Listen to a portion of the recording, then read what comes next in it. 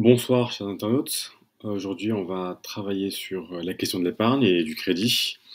On va plus particulièrement s'intéresser dans une première partie à comment les banques accroissent l'instabilité économique ou comment se développe le cycle du crédit. Ça va nous permettre de pouvoir justement étudier l'inflation, de voir comment cette inflation se développe, qu'est-ce qu'il est aussi, qu'est-ce que c'est que cette inflation, et puis comment on va pouvoir arriver à faire face à cela, ou en tout cas à réguler l'inflation. En faisant du crédit, en faisant un crédit, pardon, les banques distribuent du pouvoir d'achat. Alors, elles distribuent du pouvoir d'achat à qui? Aux entreprises, pour qu'elles investissent, et également aux ménages pour qu'ils consomment. Quand une entreprise va voir une banque et qu'elle demande un prêt, voilà, hein, c'est pour qu'elle puisse investir. Quand un ménage cherche à un moment donné à acheter un bien qui est plus cher que d'habitude, enfin qui est plus cher que ce qu'elle achète de manière quotidienne, c'est-à-dire une voiture, un bien immobilier, eh bien il va falloir qu'elle passe aussi par un prêt, assez souvent. Cette activité est vitale, cette activité du crédit est vitale à la croissance. Elle permet d'assurer à l'offre les débouchés nécessaires, sans attendre que les revenus de la production, salaire, bénéfices, aient été distribués. Toutefois, cela permet aussi au pouvoir d'achat d'évoluer indépendamment des richesses produites, et donc de créer des décalages entre l'offre et la demande. En période de croissance, les banques sont encouragées généralement à distribuer de manière abondante les crédits. Alors, quand la croissance économique est assez forte, il faut bien la comprendre, hein, pour mettre une augmentation du revenu par tête, les débouchés croissent pour les entreprises. Il y a une plus importante demande à satisfaire. Cet accroissement de la demande va favoriser des projets d'investissement. Favorise des projets d'investissement, des entreprises qui doivent s'équiper pour produire davantage et expriment donc des demandes d'emprunt. De leur côté, on l'a dit tout à l'heure, hein, les consommateurs, du fait de la hausse des revenus, sont aussi poussés à emprunter pour financer de gros achats, logements, automobiles, équipements, qu'ils n'auraient pas osé faire dans un contexte économique moins favorable. Dès lors qu'il existe des projets d'investissement, a priori rentables, les banques sont donc conduites à prêter l'argent nécessaire à leur financement. Les entreprises ont toutes les chances de pouvoir rembourser l'argent emprunté grâce à la hausse de la demande qui favorise l'accroissement de leur chiffre d'affaires. Dans le même temps, l'augmentation des revenus garantit que les consommateurs pourront rembourser leurs emprunts. La faiblesse du risque de non-remboursement des emprunts et la hausse de leurs bénéfices incitent les banques à prêter à des taux d'intérêt plus bas que d'habitude pour justement attirer davantage d'emprunteurs. En effet, le taux d'intérêt sert en partie à couvrir les pertes d'un prêteur subi du fait des défauts et de ses débiteurs. Si le risque de défaut est faible, alors le taux d'intérêt peut diminuer. Mais la baisse des taux d'intérêt encourage en retour les entreprises et les consommateurs à augmenter leur demande d'emprunt auprès des banques. Et de plus en plus de projets risqués apparaissent.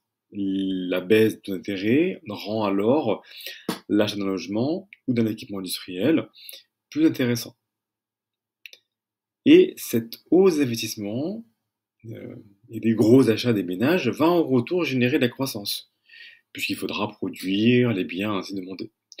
La croissance économique a donc entraîné une augmentation des emprunts, qui relance en retour la croissance.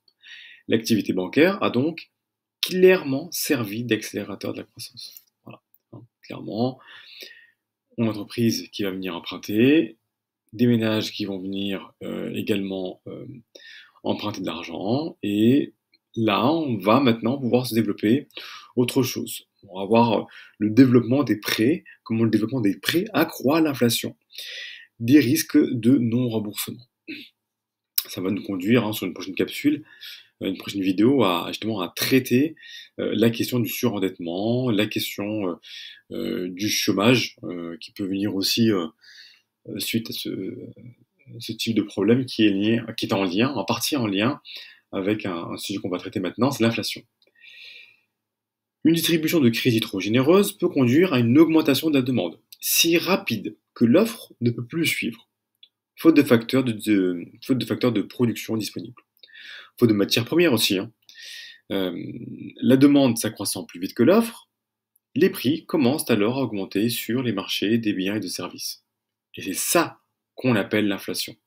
C'est quand on va avoir justement une augmentation de la demande qui va croître plus rapidement que celle de l'offre. Quand les prix voilà, sont à la hausse et que cette hausse se fait bien plus rapidement que la hausse des revenus enfin aussi que la hausse des revenus des consommateurs. Et plus particulièrement, cette hausse, elle va se marquer sur les marchés des facteurs de production ou de matières premières qui font défaut aux entreprises. Mais alors, d'un côté, on a le démarrage de l'inflation qui devrait être le signe qu'il faut stimuler plutôt, euh, qu'il faut stimuler l'offre plutôt que la demande. Paradoxalement, on va avoir momentanément l'effet inverse. En effet, l'inflation qui se propage, qui se généralise, permet aux entreprises d'augmenter leurs prix sans trop souffrir de la concurrence. Elle accroît certains revenus, cette inflation, notamment ceux du secteur commercial, ou de ceux qui spéculent, hein, c'est-à-dire qui achètent dans le but de revendre derrière plus cher à la hausse des prix. Imaginons juste un produit dont le prix flambe aujourd'hui. Si ce produit, Jean-Marc, je sais pas moi, il coûtait 1 euro, demain je vois qu'il coûte 2 euros, je me dis tiens, ça va encore augmenter. Bah, tiens, je vais justement l'acheter au moment où il coûte 2 euros. Et là, je vois que le prix continue d'augmenter. Et là, je me dis cool, parce que moi je l'ai acheté à 2 euros. Eh bien, qu'est-ce qui va se passer? Eh bien, le prix va augmenter à 3, à 4, à 5 euros. Et donc, les personnes qui spéculent justement sur cette hausse des prix vont pouvoir se dire, super, je l'ai acheté à 2 euros, je vais pouvoir le revendre à 5 euros, 6 euros, et je vais avoir du coup des acheteurs derrière. C'est ça la spéculation. Il y a donc une demande de crédit qui devient rentable grâce à l'inflation, plutôt que grâce à une augmentation de la production. Et parfois même très rentable, incitant donc les banques à continuer de prêter. Et le nouveau prêt alimente en retour la hausse de la demande qui fait flamber les prix. Cependant, ce mécanisme accroît parallèlement les risques, car la capacité à rembourser des emprunteurs dépend de plus en plus d'une accélération de la hausse des prix, laquelle dépend d'une hausse de la demande qui suppose que les banques continuent à distribuer de plus en plus de crédits. L'enrichissement des emprunteurs est de moins en moins fondé sur la création de biens et de services, et de plus en plus sur une inflation que personne ne maîtrise. Donc là, on va commencer justement à traiter cette question de l'augmentation du risque qui pousse, on va voir, qui pousse les banques à augmenter le taux d'intérêt. Si l'inflation rentabilise donc les demandes d'emprunt, elle accroît donc progressivement le risque de défaut. C'est-à-dire, le risque de défaut, c'est le risque qu'un ou plusieurs emprunteurs ne soient plus en capacité de rembourser. Et que potentiellement, on se retrouve sur de l'endettement, voire du surendettement. Ça, on verra ça sur une autre vidéo. Des crédits du coup plus risqués conduisent les banques à augmenter les taux d'intérêt pour couvrir les pertes occasionnées par d'éventuels défauts de paiement. Et plus le risque s'accroît, plus les taux d'intérêt augmentent. La hausse des taux d'intérêt finit par freiner la demande de crédit et donc la progression de la demande. Les prix commencent alors sinon à baisser, du moins à stopper leur progression. Mais tous les emprunteurs qui avaient misé sur la hausse du prix des biens et des services, rappelez-vous tout à l'heure, qu'ils vendent ou dont ils font le commerce, se retrouvent dans l'incapacité de rembourser. Imaginez, je me dis tiens, je vais acheter ce produit-là, il coûte 2 euros, du coup je vais demander à la banque de me passer de l'argent parce que je lui présente un projet où je sais que moi je vais pouvoir gagner de l'argent. J'avais prévu d'acheter ça à 2 euros, en spéculant, c'est-à-dire en imaginant que dans les prochains mois, ça va augmenter à 6, 7, 8 euros. Donc concrètement, je peux augmenter mes profits par 3 et puis aussi rembourser la banque et rembourser les intérêts. Cependant, il y a eu un frein, si ce n'est même un arrêt de cette progression des prix. Et je me retrouve dans l'incapacité de pouvoir rembourser parce que du coup, plus personne n'achète. Du coup, les entrepreneurs vont commencer à connaître des faillites, hein, des faillites vont commencer du coup à se multiplier de manière générale de toute façon, entraînant des défauts de paiement de plus en plus fréquents. Maintenant, on va voir comment cette hausse, on va voir comment la hausse d'intérêt va provoquer la récession. Le développement des faillites d'entreprise, en générant du coup des licenciements, du chômage, on reviendra dessus plus tard, va généraliser la baisse des revenus, mettant en difficulté également les ménages emprunteurs, notamment ceux qui ont emprunté pour acheter leur logement. On se rappelle, hein, à la base, tout se passait bien. Donc là, c'est quelque chose qui n'était pas prévu, hein. On a des charges fixes, et c'est sur ces charges fixes, on en reviendra dessus de manière plus détaillée quand on va traiter de la question de l'endettement, c'est sur ces charges fixes, c'est-à-dire cet emprunt qui était prévu à un moment donné où tout allait bien, que bien, les ménages vont souffrir. Cette baisse des revenus et ces difficultés financières des ménages vont ralentir encore plus la demande et même la faire baisser à tel point que cette fois, c'est la production qui va devenir trop abondante, entraînant une baisse des prix des biens et des services. Surtout dans les secteurs les plus spéculatifs. Le mécanisme du crédit bancaire va encore amplifier le mouvement, encore plus, plus la demande en fait va se contracter, plus les prix baissent, plus les défauts de paiement se multiplient et plus le crédit devient risqué. Ce qui pousse les banques à accroître les taux d'intérêt de façon vertigineuse. Et même à arrêter leur opération de prêt. Mais cette brutale restriction du crédit empêche également tout accroissement de la demande. Donc, tout retour de la croissance et le maintien de l'économie dans cette récession.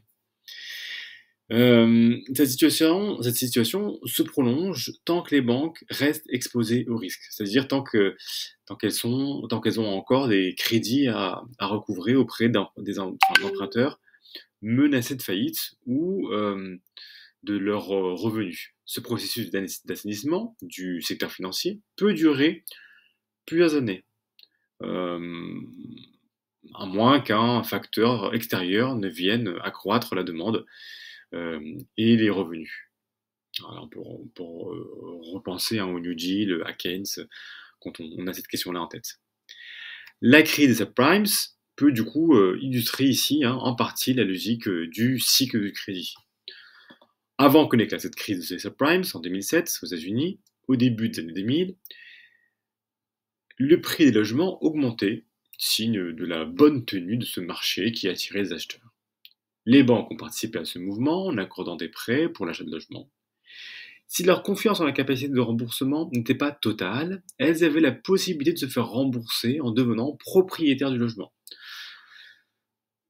C'est ce qu'on appelle du coup les prêts hypothécaires, comme au Monopoly. Or, le prix du logement augmentait. Elles ne pouvaient anticiper un gain lors de la revente au cas où les emprunteurs n'auraient pas pu rembourser. Sur le marché, cette hausse de demande s'est traduite par une hausse des prix toujours plus grande, enrichissant les ménages qui ont pu obtenir d'autres crédits gagés sur la valeur de leur logement qui augmentait. C'est la phase de croissance accélérée grâce au crédit. Face à cet emballement, les taux d'intérêt commencent à augmenter et l'achat devient de plus en plus coûteux.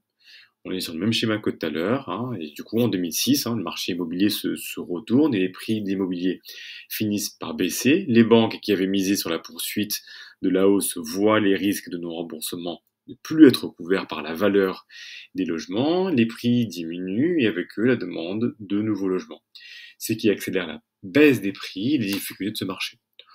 On voit par cet exemple le rôle amplificateur des banques à la hausse comme à la baisse de l'activité. Si on retrouve bien l'idée du crédit, du cycle de crédit, la crise subprime a été bien plus importante. Elle n'a pas vraiment été accompagnée et amplifiée. Elle n'a pas vraiment, on va dire, pardon, elle n'a pas vraiment accompagné et amplifié des fluctuations qui existaient déjà. Elle a été largement à l'origine, notamment après la phase du retournement du marché immobilier. Les banques ont entraîné l'ensemble de l'économie, et non pas seulement l'économie américaine, il faut bien garder à l'esprit. dans une crise économique aussi importante que, voilà, dans une crise aussi importante que celle de 2000, pardon, pas celle de 2029, celle de 1929. Voilà, on a un, un emballement généré par les banques qui est aussi important qu'à ce moment-là. Ce sera tout pour aujourd'hui pour cette capsule, hein, cette première capsule sur la question de l'épargne et du crédit. On se retrouvera demain pour une autre capsule sur ce sujet-là. On va voir du coup comment, quand la croissance dérape, comment la dépression, elle, va justement venir s'installer. Merci à tous, à très bientôt.